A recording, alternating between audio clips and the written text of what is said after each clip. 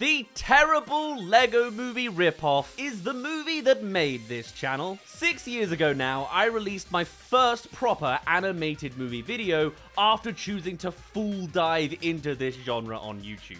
It was a review of the newly released back then Playmobil Movie. Oh, Playmobil the movie, actually. And it today stands as my most popular video of all time. Madness! But also, it's a badly made video. There was no movie footage to bounce off of other than like a 1-minute trailer, and the rest of the video is just pictures from a cinema screening. It was also day one, so doing these like terrible movie reviews in my standard format wasn't a thing yet. I just basically went on a rant about this movie for 40 minutes based off of memory. So let's paste over it and get more nitty gritty as we chronologically break down every possible red flag along the way. There's loads of scenes we didn't mention in the original, so now let's cover it proper. And see how Anya-Taylor Joy rose from the ashes out of this thing. Cause yes, it's her who is the main character.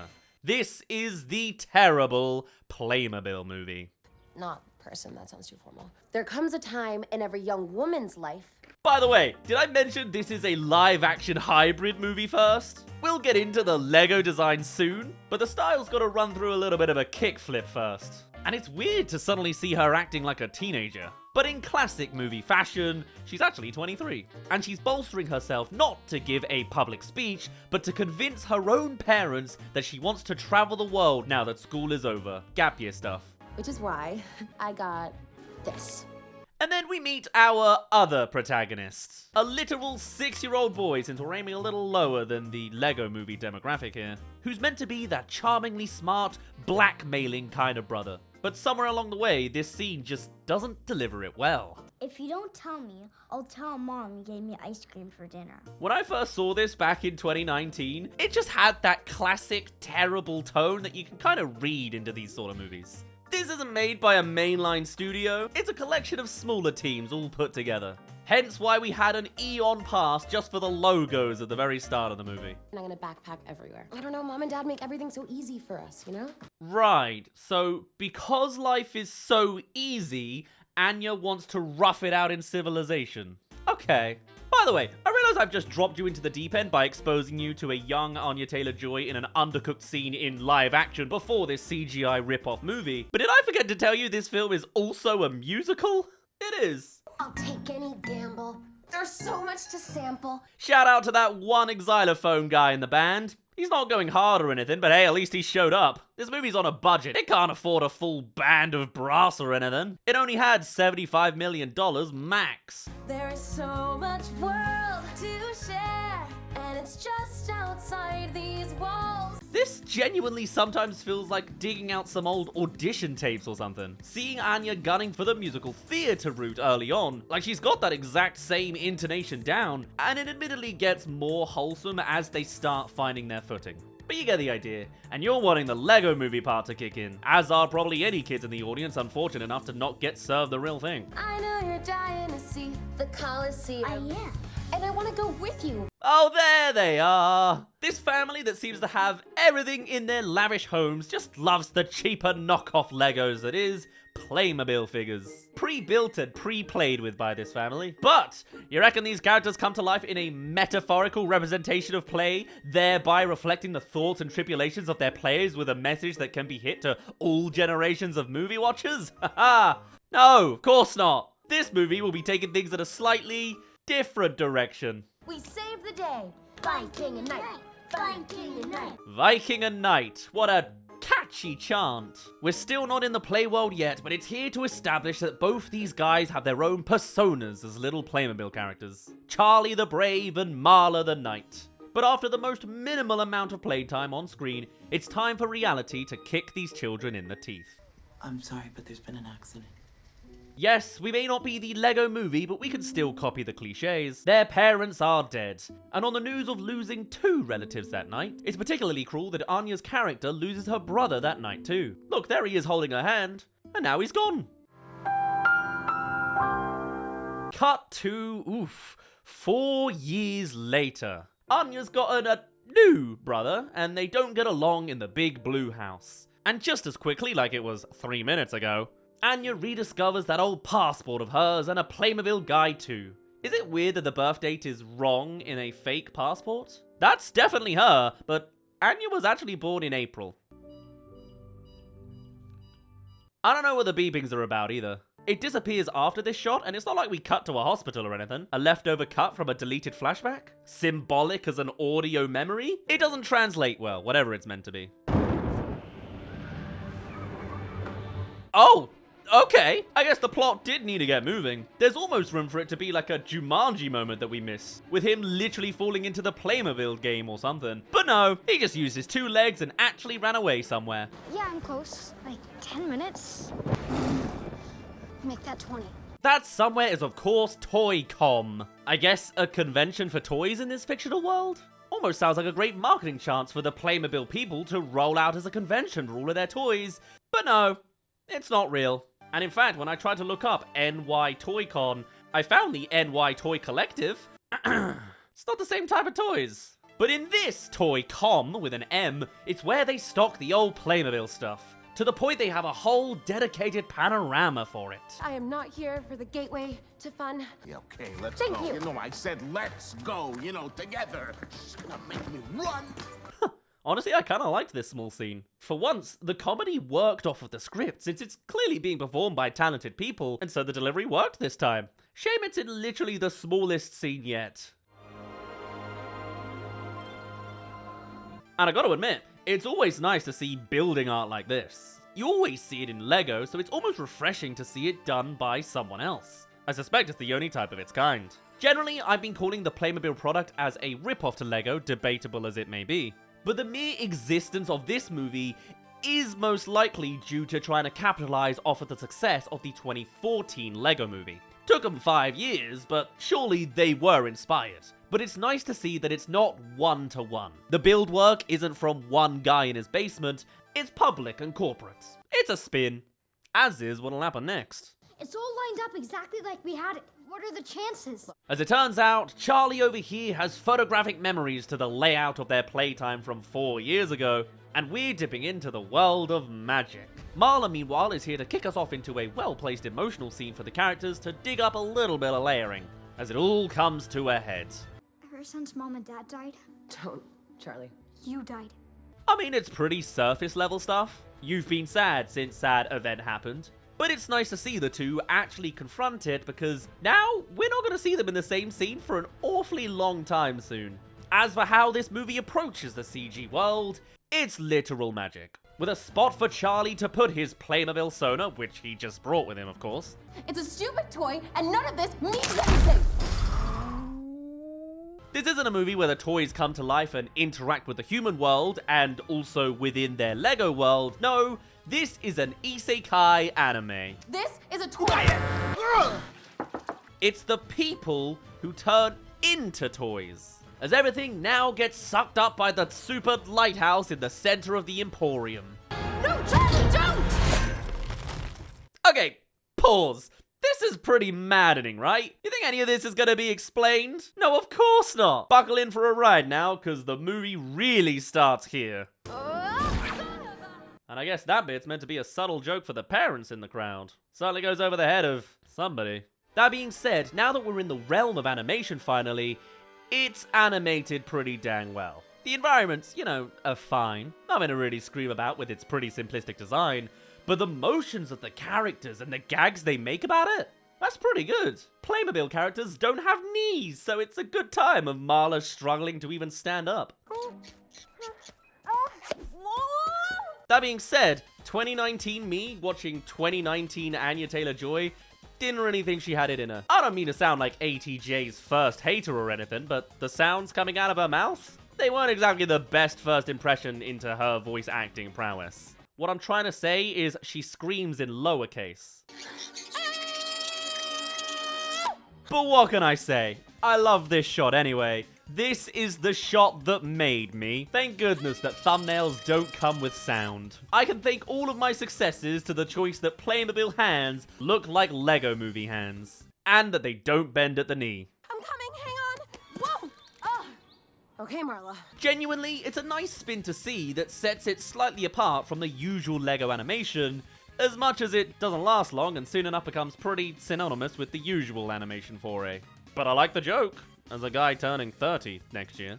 And the reality of this universe is that these humans have literally become their Playmobil personas. Don't ask how exactly Marla managed to become her toy when it was abandoned in a drawer back at home when they were sucked into the lighthouse beam. The whole thing was structured for them anyway, for some reason. Marley, it's me. You look weird.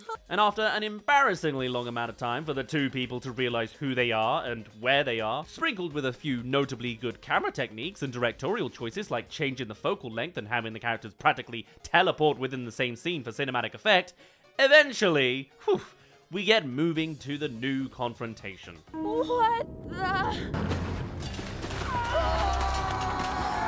It's the Vikings all coming in, clashing army to army, with of course the two in the very center of it all. You can imagine where this goes. Whoa, that's terrifying! Awesome! As the two are split on their reactions. Morning! With Marla spending the whole time flailing onto herself, and Charlie in his Playmobil body actually coming with super strength. Whoa! This is amazing! Up he goes! I don't really know if that counts specifically as super strength, considering all of this requires choreography and the endurance to take a hit, but whatever. The fellow Vikings are impressed. What be thy name, warrior? And from here, he is now revered in the Viking community for his might in battle. And just as quickly, we cut to a trio of pirates in a bush. I don't think that's even who they were fighting earlier. I think that was meant to be, like, the Scots. No, instead, it's immediate exposition time into our real villain faction, as they're on the phone to their boss. Ahoy, Emperor! What's taking you idiot pirates so long? It's not really much of a secret character reveal if you call him by name first. I guess the secret is on what kind of Roman emperor he is? I don't know.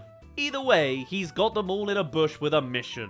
And it won't be long to work out how it all comes together. Bring me back the strongest, fiercest, nastiest Viking warrior you can find. The voice of the Emperor, by the way, being that of Adam Lambert, featuring in his first animated movie out of the 7 he's done ever. Before this, it was Bohemian Rhapsody, because of course it was. And beyond Ratatouille the musical, is that a thing?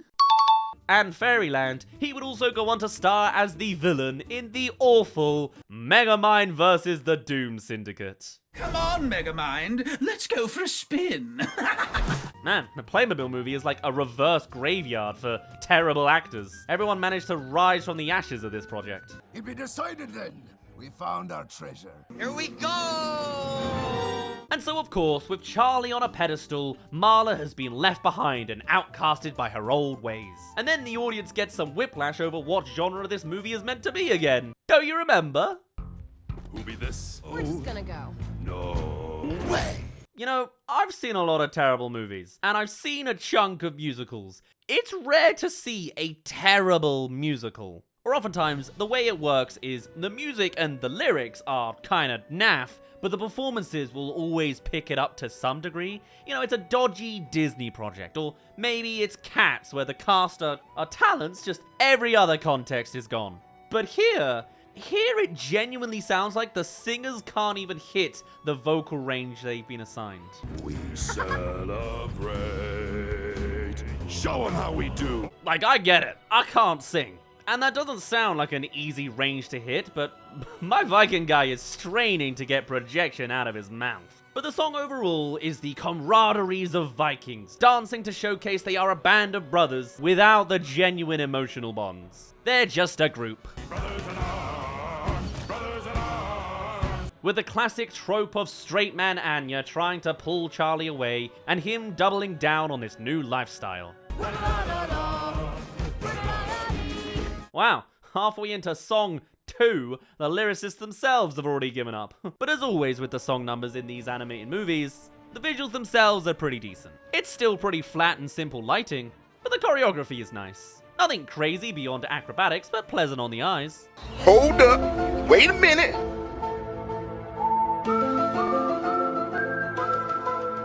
But how do we possibly get the unbeatable Viking out of the platoon of Vikings? I'm staying right here. Charlie, no! Oh, alright. I guess that's one way to fling us into plot progression. And just like that, he's successfully kidnapped by the pirates, straight into a van. Wait, pirates have vans in this universe? Actually, everything can have vans. And I think I kinda like this. It's a mishmash of all Playmobil universes coming together at once. Sometimes it's cars, sometimes it's horses, and apparently the Ghostbusters Ecto-1 is also in there for some reason. They might not fully own quite as many IPs as Lego, but if they can get away with flaunting one thing, oh boy, they'll do it. It's here on this highway horse chase that we come to meet our next character, Dell. It is Dell, your buddy calling. Out of context, we're just seeing scenes of him on the phone while driving. Great little piece of representation in a kids movie, especially considering it doesn't specifically lead to a crash. But it has him more notably in the way for Marla than the others. As for Marla herself, well... I need to borrow this! I gotta feed my kids with Clearly, there's some big stuff going on here. You know, the idea of a fishing rod grapple that has her skidding along the roads and having to rein themselves in to get steady again is a great choreographic concept. But are you feeling the impact of this high-stakes chase? Because I'm not, and I'm seeing the full scene here. The fact of the matter is, the audio of the sequence is just not pulling its weight. The soundtrack is generic when it should be bigger, you know, more bombastic. And as for ATJ, she still speaks in lowercase, making this otherwise great idea just so underwhelming. But when the camera does choose to move, it looks nice and cinematic. Out of the way! I'm taking the truck. Cause yes, Marla has already hit her full breaking point and is now full sending towards accurate Grand Theft Auto. And this bit of action comes together at least a little bit better. I particularly quite like the feet fight the two characters have. And I don't mean that in like a weird way, I just mean like genuinely it's a cool shot of the feet battling for the pedals of the van. I don't get particular enjoyment over the fact that one of the feet is just in sandals. I mean, it's like plastic anyway. I'm moving on. Shut up. But just as quickly, that horse and carriage cage, oops, it wasn't a van at all, seemingly teleports away, and Marla is left in the dirt. I've lost him. Joyride's over. In a way, it's kind of interesting to see this world unfold with a handful of rules we don't yet understand. I'll give it that. As for the conclusion Marla now runs with, she decides to simply walk into the next town, across the mighty desert. Before landing in the Playmobil's version of the Wild Wild West. You think compared to the Lego movie that's a coincidence? But honestly, it's quite generic. The people are rough, Del Boy is magically also there, despite having a way faster vehicle. Maybe he took a detour, who knows. His enchanted hay thing made a horse grow wings, by the way. Marla struggles to get people to help her. Don't it sound like a hoot and a holler? I'll pay a fair wage. And upon revealing some of her Viking gold, she's immediately attacked for it instead. But hey, it came with a single good joke, overused in the trailer. Gold. And just like that, Del is now on board rather than antagonizing her too. And they drive off into the sunset together. A nice upgrade on technology against these horse riders.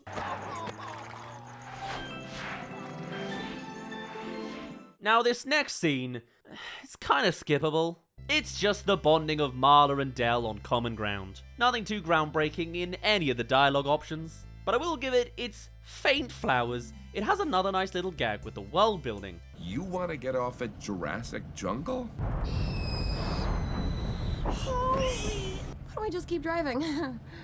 And on top of that, I feel like you can start to see something burgeoning from Anya's voice performance. Again, it's more the comedy chops. I like her deadpan punchline delivery. Beard, tattoos, carries around this giant axe. How old is he? He's 10. What the f? But also, mainly, big character development. After screaming in lowercase for the whole movie up to this point, now that she finally has someone to bounce off of, she's learned to press the caps lock button. I don't know if it's like she recorded in the booth with, fun fact, Jim Gaffigan Del, or she just had a better screaming prompt, but she sounds way more fitting now. Admittedly, it's a little bit like that one Tom Cruise trailer scream in certain places. You know the one I'm talking about? Where half the audio tracks were just missing, so we were left with...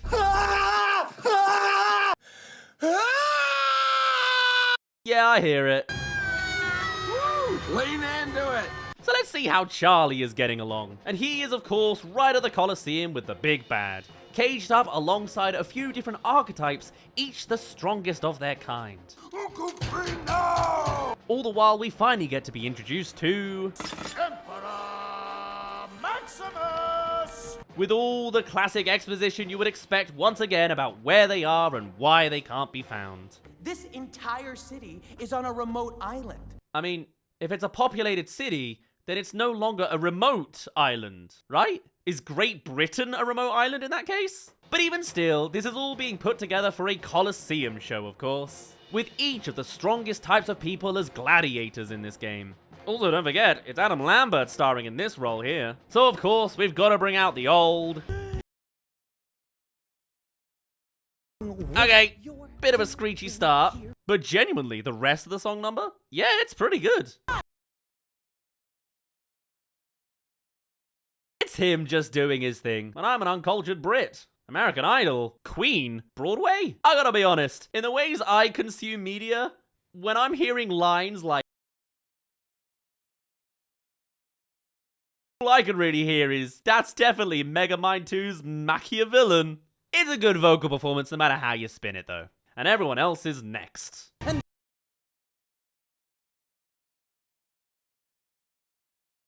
So moving back to Marla, and we're suddenly in the snow biome. This is a proper Super Mario experience with these worlds. And this place is so all about secrecy that we don't even get to learn what it's actually called here.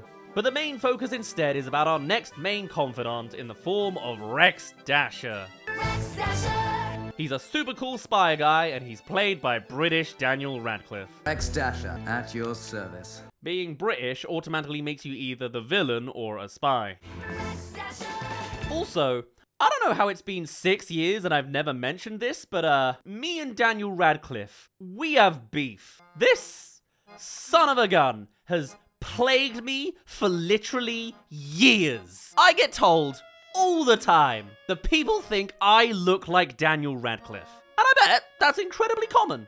I'm just a British guy with brown hair and glasses. Some glasses more accurate than others in the past. But when I say that this misrepresentation has followed me all of my life, here's some of my childhood school photos. When I looked like this, he looked like this. When I looked like this, he looked like this. When he looked like this, I looked like this. And I just had to deal with that fact over the years. I was just gonna be defined as a slightly uglier version of Daniel Radcliffe over the time. I'm kidding, of course. I know I'm gorgeous. What's more, when I got my own free will, I started revolting. I started making radical changes to my appearance in order to pull away from the Harry Potter allegations. And you know what Daniel was going through at this point in his life? The exact same bloody thing. You see the projects he got into post-pot, and he's done everything to look different. We were both haunted by the ghost of Harry Potter's aesthetic. And then lockdown came. Oh, what a relief. I couldn't access a hairdresser. I could make the dive and finally grow my hair out. And so through the early 2020s, hey, you may have been watching me since those days, I looked like this. Remember this phase? And what did Daniel Radcliffe do? Bam! This son of a gun. I was supposed to be named Daniel at birth too, you know. Genuinely, I was switched out to Daryl because a family friend had taken Daniel already. What a dick. My name is literally a rip-off Daniel. And my surname isn't far off from Radcliffe either. I am in a living hell that follows me in the mirror. So every time someone mentions Daniel Radcliffe around me, I say screw that guy. But also props to him for refusing the Harry Potter remake. Glad he's got some integrity. I can never hate my handsome clone as much as I genuinely get the ick now from the growing collection of British celebrities willing to downplay and directly finance the oppression of a minority group. Nick Frost in live action and Simon Pegg on audio? God, it's like being struck through the heart like a Brit. It's real. Look at all these people.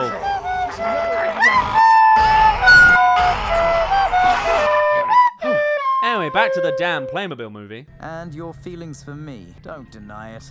I'm a human lie detector. Gross. Rex here immediately has all the answers towards the big bad and locks us onto the main plot. Also, he's a little creepy in his overconfidence. You can see the parody that he is. Taking us now to a flower shop with a super satellite ceiling, what happens next is essentially one big heist sequence. And it's okay. Only okay. Starts with a nice gag. The Secret Killers Union of Lethal Lemurs. The name kind of falls apart at the end. But as for everything else, it's fine. Nothing too stylistically interesting happens with the camera, just a collection of all the cliches you could think of. We need your expert advice. Not now. Marla's handling the impersonation, Rex Dasher is cutting off the electrics on the back end, and Del, hey, this is nice and creative. Del has to Lay out the free samples and dose them with the sleep serum I gave you. He handles the cooking in the food truck to distract the main target with spicy burritos. You've got fake outs, retinal scans, flying through vent blades, all that good stuff. Imposter. And then just as quickly, they get out of there on a mission failed. Daniel Radcliffe makes a comment about the siren lights bringing out his eyes that I quite like. The lighting in here really brings out my eyes. Marla turns around with a success in the van. Except... And Rex sacrifices himself for the finale. And is just as quickly kidnapped by the pirates again. All of this stuff is fine, standard, but it doesn't really wow you in the way that every frame of the Lego movie does. So in being a far more generic and easy movie, it just stays like that. Generic and easy so far. This isn't an innovative juggernaut. Hello there, thank you for making it to the halfway mark of this video. Come subscribe if you haven't already since you're enjoying it so far. And now back to the second half of the terrible Playmobil movie. And we're once again back to the melting pot that I really enjoy.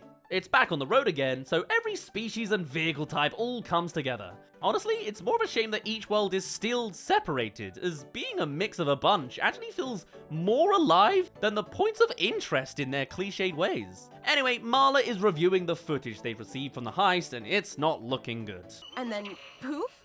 The wagon's just gone? How can that be? Yeah, that had already been established. When we were back in the car, Rex Dasher literally told us in no unsubtle terms that Over the last several months, a number of citizens from different lands have vanished into thin air. But sure, now we get to establish more that they vanished into thin air. There could have been a hint of mystery to it too, if we hadn't also already have explained to us that, This entire city is on a remote island. again, it's not remote. But for this scene, it genuinely starts to peel closer to that emotional underlayer as Marla has to face the failing responsibility on her shoulders. Hello? What's that, Mr. Meatball? And you can genuinely see her and Del getting along more closely from it. It's not exactly reinventing the wheel, but I think it is a nice and sweet emotional scene and ups the stakes as they're no longer intending to deceive each other anymore. They clue in where to go next from the footage anyway, and heat up the conflicts with a little bit of, Your bag of Viking coins is really gonna save my bacon. Oh, shit. I skipped it earlier, but she said she has 40 to 50 gold coins in there, as opposed to the 2 she actually has. In case you were wondering how Charlie is doing, since 90% of the screen time has pretty much all gone to Marla, he's in a basement, and every other candidate is readying to band together to escape. There be some escaping to do. That's it. That's all there is to see here. The super strength guy spends the entire movie in a cage. On one hand, it makes the ordinary girl a more enticing character for hurdles, but it's not a lot of back and forth between these two. Oh, I guess there's also this skeleton. And compare it to Charles here. They are not the same.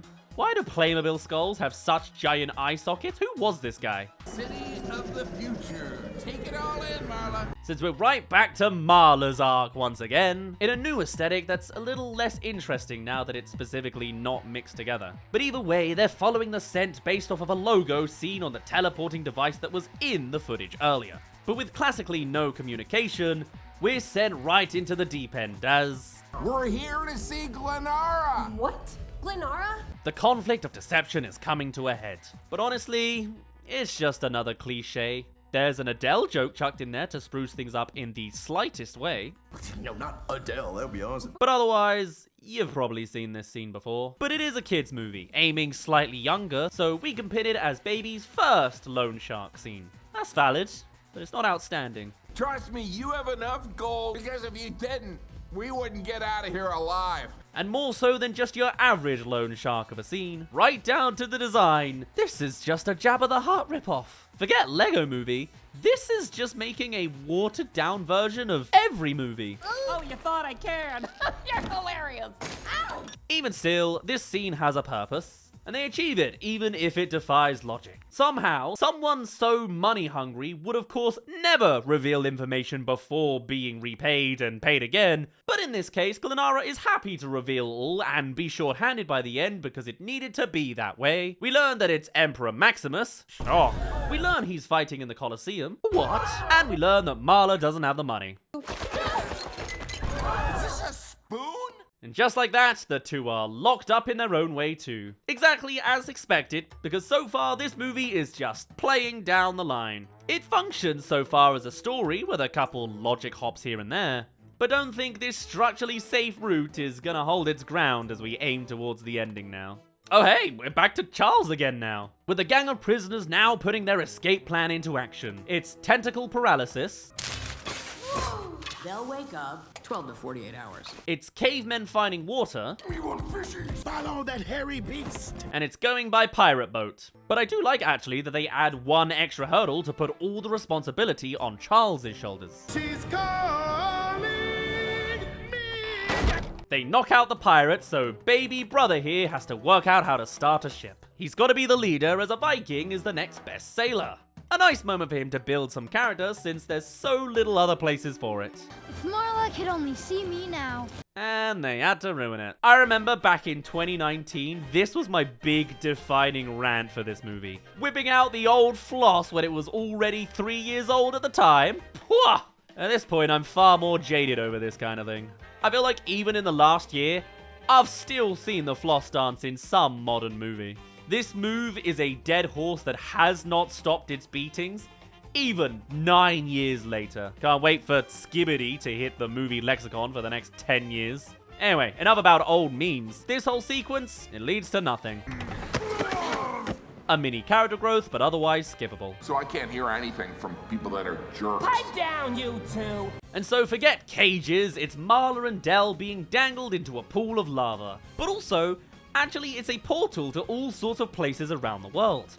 I guess Glenara is the teleporter person. Debating over where exactly she is to put these traitors. Although I can't quite tell if it's all for kills or just banishment. Some of these seem more survivable than others. The volcanoes of Pompeii Plaza! Maybe not that one. But also, interestingly, all of these locations were foreshadowed earlier on the road signs on that first motorway scene. Isn't that neat? I'm aging. There's once again a nice occasional gag in there, but I can't play a movie clip for longer than 4 seconds. And every comedic line has to ramble off in prose in this movie, so I'll fill in half the gaps. Dell says basically, if you have even a single decent bone in your body, you wouldn't do this. I don't have any bones in my body, thank you very much. And see, even just her one line was pushing the limits of what I can actually show in these videos. Anyway, how do they get out of this one? Well, it's a last-minute rescue, of course, from an unexpected source. You saved us, little guy. Thank you. Glenara's service bot had fallen in love with Marla, so he decided to take the plunge for her. Still kinda gross. Like, how many victims did he personally witness the deaths of simply because he wasn't physically attracted to them? But sure, and it's a genuinely nice creative choice in having this portal pool as it switches between multiple bad options and a good one. All until it comes to a head with a mystery plunge. Into a nondescript forest with bad-looking trees. Alrighty. It's another short emotional scene, now with the official breakdown of Dell and Marla's partnership. I keep hearing we. There is no we. But yeah, you've kinda heard it all before. Also, surely this is still Dell's problem kinda solved, right? At the start of the movie, he was in debt to Glenara, and now that is being confronted and resolved. I guess maybe she could still be on the hunt for him, but she didn't know exactly where he landed, so maybe he's already dead as far as she's concerned. Whatever the case, this is the breakup. But Marla has motivation, knowing she still has time, that she didn't necessarily know was limited beforehand. And in the distance... A fairy tale castle? Yes! It's funny, I don't remember a lot of the details of the middle of this movie, but I do remember some major gripes I'll have soon over in Fairyland. But for now... My little rotten runaways. Wow, it's back to Charles, who actually has some consistent back and forth scenes now that we're in the final stretch of the movie. Bit of a weird pacing choice there, but it's nice to see him finally. And even he too gets an emotive scene, as much as it's not that deep. I bet she hates me now. But after wallowing in pity for a little bit and learning a serviceable single line of lore from a couple of the other characters locked into the stock, a new candidate appears to join them. Fresh meat coming through! What a surprise! It's all coming together. Though is there a reason there are 2 missing slots on this wooden plank, but only one of them gets filled in? There was another guy previously, but like, he was already enrolled, right? Whatever the case, Rex Dasher even gets to parody his theme song a little bit more. Rex Dasher. At your service. And he'll then proceed to essentially do a Finding Nemo on us. But hey, it's not that cliched. And always satisfying to hear about. Actually, thinking about it, this whole movie has been following the formula of Finding Nemo. But at least now, Rex Dasher can go on telling the great tales of what Marla's been up to in the meantime. She's battled all manner of deadly foe and unspeakable danger to find you. Well, at the point that Rex saw her, she'd just run from cowboys and did a heist, but yeah, basically all those things too. As per a watered-down version of the Finding Nemo revelation. No surprises over fighting sharks or anything specific. Just, she's looking for you, bud. But what follows next I do really enjoy. Again, it's sometimes just the animation thing. As Charlie rips the stockings out of the ground and swings everyone on the attack. A nice little action scene with a few bits here and there. And then just as quickly wrapped up, because we haven't got it in the budget to do too much now. And then, just as it all comes together, they cancel plans for some reason. Go! Go! Why did he do that? I owe you guys. That was completely unnecessary. What's more, you think he's gonna put up a genuine fight. You know he has the ability to, but watch this. You think you're so brave. It's like he wasn't even trying. I thought the motivation was to go find his sister. But no, everyone else could do that one now. We need a reason to stick to the Colosseum for the finale. Course. So I guess technically this is a skippable nothing really happens scene. Again. I think the castle is this way. Wondering about those dodgy trees? It turns out it's the Lost Forest kind of vibes. So still a bad place, I guess. But also, if the castle was visible earlier, why couldn't you just stick to that view onwards? It's magical. And things aren't going well, with Marla looping right back to the start and everything. And so, how do you get out of this? How do we get out of the whole corner we've been written into with getting Marla to a not remote island in the first place? Well, the solution the writers came up with at least is... Who's there? Ow. Throw your passport in the forest in rage, and a fairy will magically appear before you. Hello?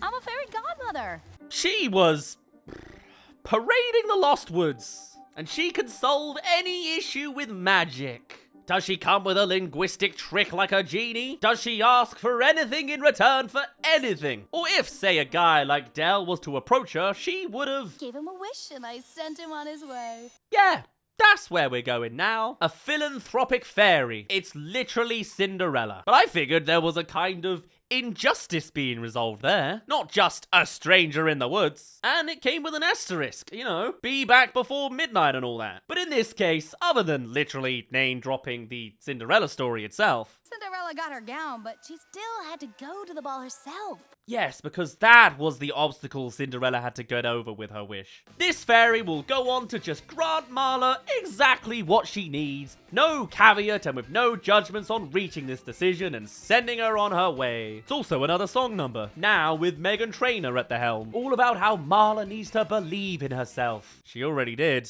And needs to be more like her past self instead. Because being in grief is invalid. You should smile more. And after a couple more magical plagiarisms, references, Zippity! Zappity! Marla will go on to be brushed through the castle town, gowned up in the most princessy way, which on one hand is the archetype of this Disney princess world, but also reads a little dodgy since she's clearly not quite the type of person to fully enjoy full femininity princess stuff. It feels a little reductive, not gonna lie.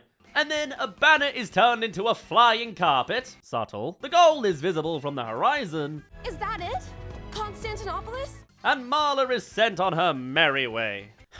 Now, I remember having a real hard time with this sharp turn in narrative direction, simply because it's just too easy. Marla didn't achieve this win, she was just given it. If anything, all she's achieved for a while now is the heist. Since then, the man was more perceptive, a bot was infatuated with her, and a girl gave her the solution. She's been getting by on pretty privilege, and that's a shame because she's written like a fairly competent character. I'm sure she could genuinely have succeeded with something here.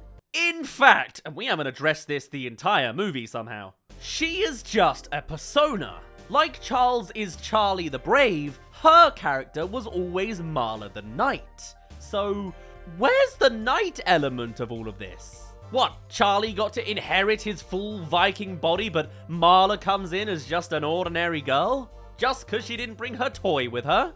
Which also, anyway, already didn't have a slot in that old panorama. I feel like there could have been an arc here of her rediscovering that she was Marla the Knight. Or that she too has acrobatic abilities since Charles got his strength. But we are 70 minutes into this movie and just 20 minutes remain. Even if they do it in the final battle, I feel like it is way far too late to build this in a satisfying way.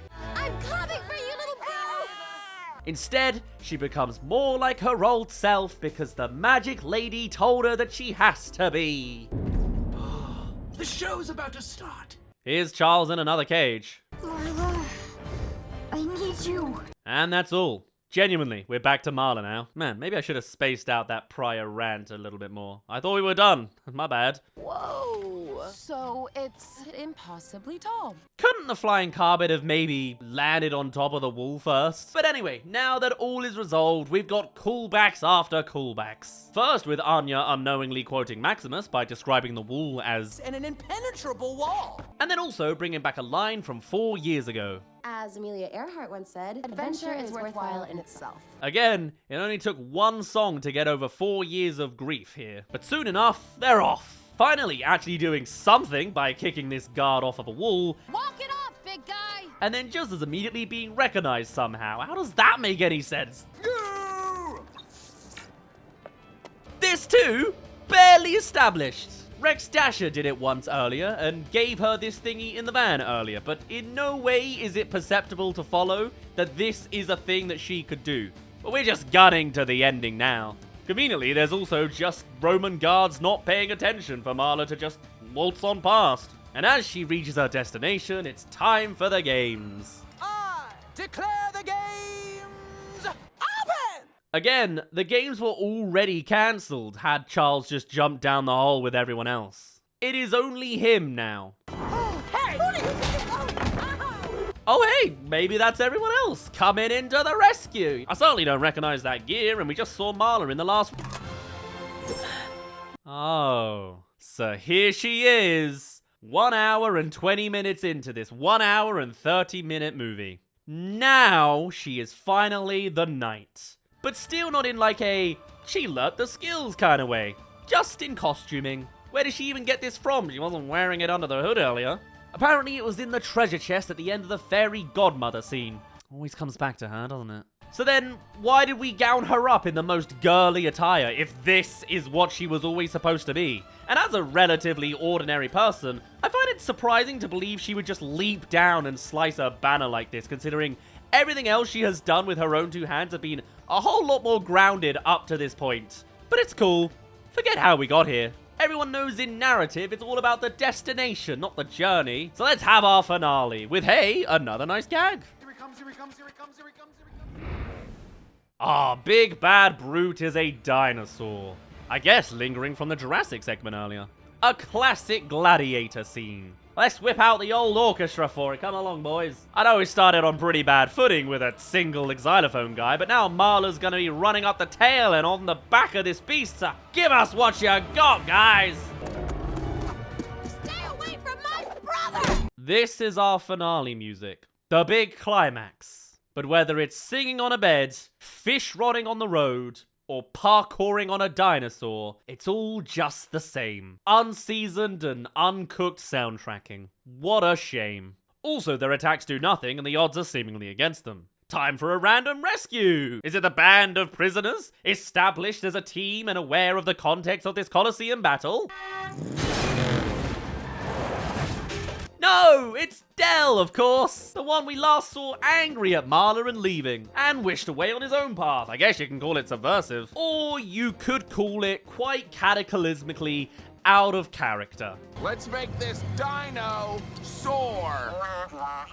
Well, at least we know it's still him. So now, as we have a dino van fight, the kind of thing I would have genuinely loved to have seen more of, you know, the actual mixing of archetypal aesthetics here. In the background of this chaos, we do actually get a full explanation for Dell's actions, so I guess it kind of makes sense. 1,000 breakfast burritos. So I paid Glenara back double.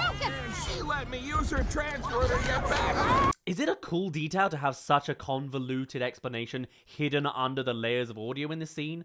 Or is it trying to patch over a pretty patchy stitch of narrative work? Whatever the case, with some enchanted hay now re-established after we haven't seen it for an hour, again, throughout, the pacing of this movie is just immaculate. We get to loop back to our final real callback, as Marla and Charles commit to their defining move from back in Playtime days 4 years ago. Super Duo Light Shot! And that'll do it. Do you even remember what the enchanted hay does? It was just a throwaway line ages ago. My little pony, my little pony. It gives you wings. Red Bull gives you wings. Does the dinosaur go on to viciously attack its owner, now no longer shackled to the ground? It grows diluted pupils as well and becomes completely docile. The brute has been befriended. Oh yeah, and now finally the fellow prisoners show up. Sorry we're late. They would have just let Charles die if they were alone. That's comforting. And so, with the battle overthrown, Emperor Maximus is thrown into his own cage with a crappy line to end on. No fair! And everybody's happy. Once again, another great line from the pirate captain who, after claiming he gave his crew an ultimatum of join back with him or be fed to the piranhas, 2 of them chose the piranha! Marla releases the dinosaur formally, says her goodbyes to Dell and the robot, who I guess are resolved by each other now. You've got Dell. You're a family now. Yeah, deep connection those two have. And the humans, don't forget these guys were humans the entire time, now decide they're ready to go home. Wait, how are we gonna get back home? I think by that he means how do they actually address the whole lighthouse magic thing? Again, completely unexplained magic throughout this movie. But forget that. What Marla meant was simply... yeah, okay. And so, they fly through every old place we've seen in reverse chronological order. And suddenly you realize just how few places we actually explored. It's quite a quick little sequence. Look, there it is. And just like that, as well, the lighthouse magic is just on and ready and waiting for them. The magic is there to provide to those in need, that's all. I guess that's fine for a kids movie, but still feels a little underwhelming compared to how so many other rivaling movies have achieved more with it. And so, into the light they go, back into reality. No real existential approach of never seeing your new friends again as they were never real in the first place. Just fly straight into the exit light with your dinosaur, that can't go wrong.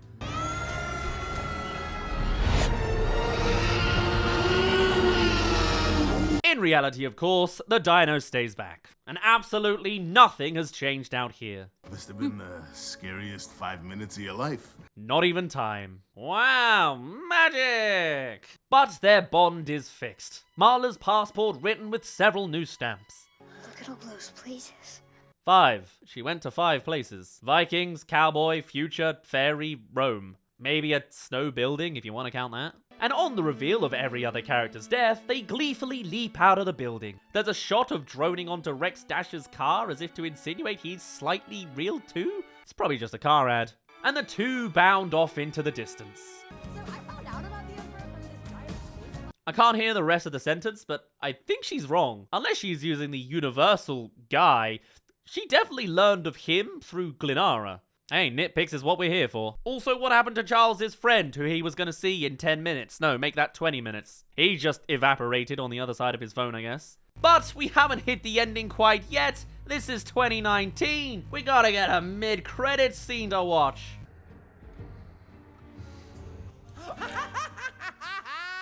He doesn't come back. No, of course, every movie these days has to come with some kind of sequel bait, even though more often than not, they never come back. So what, in the Playmobil universe, no one could possibly be a bigger villain than Max? They didn't want to commit to a whole new megalomaniac for just one scene? Whatever the case, I always find these kind of embarrassing when you're 6 years on.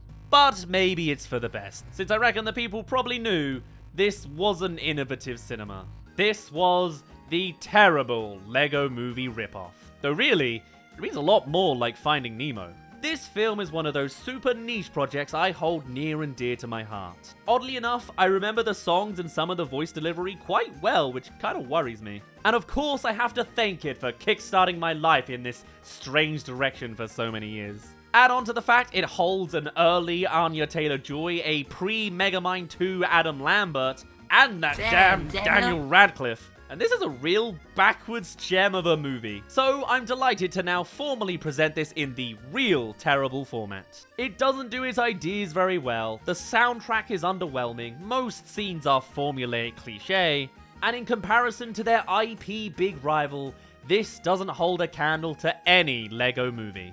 And I wouldn't have it any other way. They say the average YouTube career lasts 7 years, and 6 years later, we're still going decently strong. Here's to many more. For now, my name's been Daz. Thank you very much for reaching the end of this terrible episode. Do tell me your thoughts on the Playmobil movie. Do you have memories associated with it like I do, or is it very much a thing in the back of your mind and I've just dug out an old memory? Sorry. I'd love to hear all of your thoughts and more. I wonder if anyone else has been more impacted by this movie than me, other than the people involved in it. But whatever the case, I shall see you all in a little bit. Cheerio!